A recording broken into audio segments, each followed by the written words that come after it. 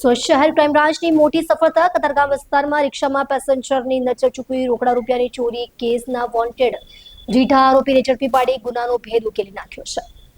સુરત શહેરના હદ વિસ્તારમાં કોઈ અનિચ્છનીય ઘટના ન થાય તે હેતુથી સુરત શહેરમાં નોંધાયેલા ગુનાઓમાં રીઢા વોન્ટેડ આરોપીઓને ઝડપથી ધરપકડ કરવા માટે સુરત શહેર ક્રાઇમ બ્રાન્ચની વિવિધ ટીમો ઉચ્ચ અધિકારીઓના માર્ગદર્શન હેઠળ કામ કરી રહી હતી. આ દરમિયાન પોલીસ અધિકારીઓને મળેલી માહિતીના આધારે ઉધના 3 રસ્તા નવા રોડ પરથી આરોપી અબ્દુલ જબ્બાર શેખની ધરપકડ કરવામાં આવી હતી. આરોપી કતારગામ પોલીસ સ્ટેશનમાં વોન્ટેડ હતો.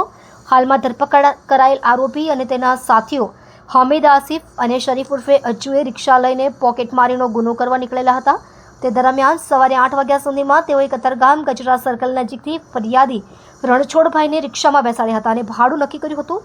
ત્યારબાદ ચાલતી રિક્ષામાં જ તેઓ ધક્કામુક્કી કરી ફરિયાદીનું ધ્યાન ચૂકવી અને તેમના પેન્ટના ખિસ્સામાંથી હાલમાં ધરપકડ થયેલા આરોપીએ રોકડા 25,000 રૂપિયા ચોરી કરી લીધા હતા.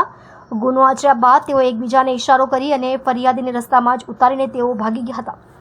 આથી ફરિયાદીને શંકા જાગી અને જ્યારે તેમણે પોતાના ખિસ્સા તપાસ્યા ત્યારે રોકડા પૈસા મળ્યા ન હતા. આથી તેમણે અજાણ્યા લોકો વિરુદ્ધ કતારગામ પોલીસ સ્ટેશનમાં ફરિયાદ દાખલ કરી હતી.